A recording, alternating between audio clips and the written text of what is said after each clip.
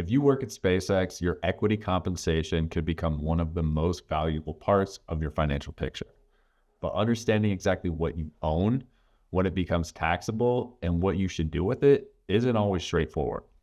SpaceX employees may have access to different types of equity compensation, including incentive stock options, non-qualified stock options, restricted stock units, and employee stock purchase plan. And while they can all give you an ownership stake in the company, they all work very differently. So let's break down the basics. We'll start with incentive stock options, or ISOs. ISOs give you the right to purchase shares at a predetermined exercise price. This is also called your strike price. One of the potential advantages with incentive stock options is their tax treatment. Generally, you don't owe regular federal income tax simply because your ISOs vest, but exercising them can create alternative minimum tax or AMT exposure. And that's where planning becomes especially important.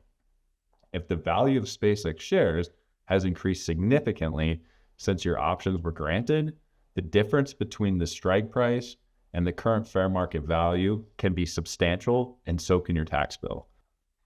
By exercising your options, even though you haven't actually sold the shares yet or received any cash from them, that tax bill was going to be owed to you as it affects that AMT amount.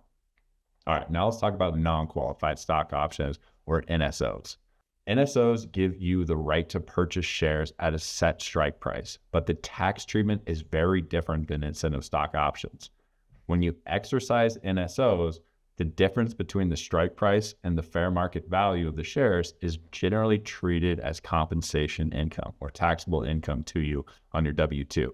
If you later sell those shares for more than the value at exercise, you may also have to owe capital gains tax.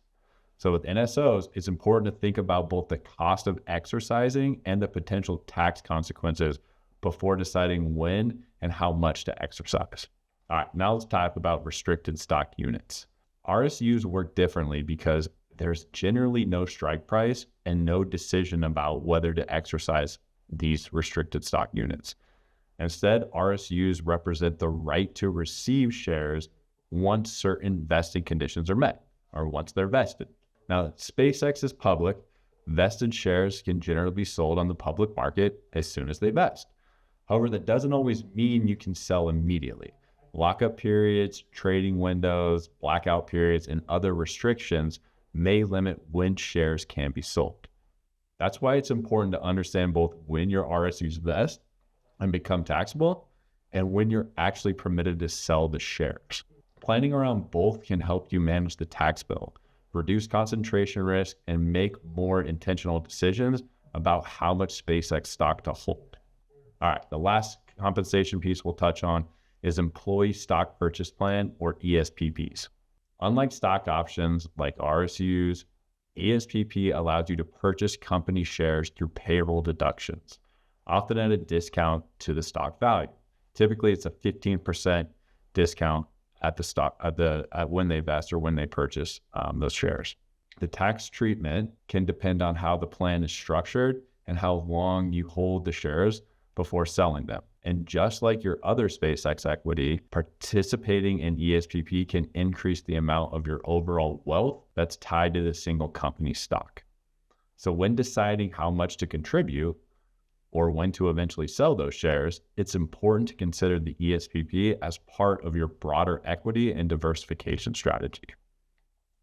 Now, whether you have ISOs, non-qualified stock options, RSUs, ESPP, or a combination of them all, the first step is understanding exactly what you own. That includes how much is vested, the strike prices, if they're applicable to the option, when your options expire, and the potential tax implications and any restrictions on when or how you can sell. From there, the bigger question becomes how your SpaceX equity fits into the rest of your financial life. For example, how much would it cost to exercise your options? Could exercising incentive stock options trigger AMT? How much of your overall net worth is already tied to SpaceX? And could you comfortably cover the exercise costs and potential taxes without relying on an immediate sale of shares?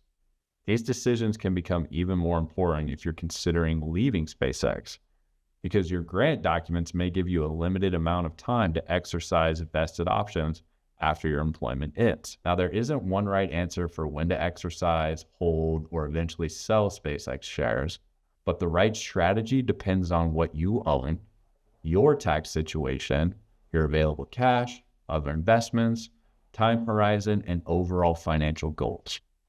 And when a significant portion of your wealth is tied into one company, these decisions shouldn't be made in isolation. At Babin Wealth Management, I help current and former SpaceX employees understand their equity compensation and build a strategy around taxes, liquidity, diversification, and their broader financial goals.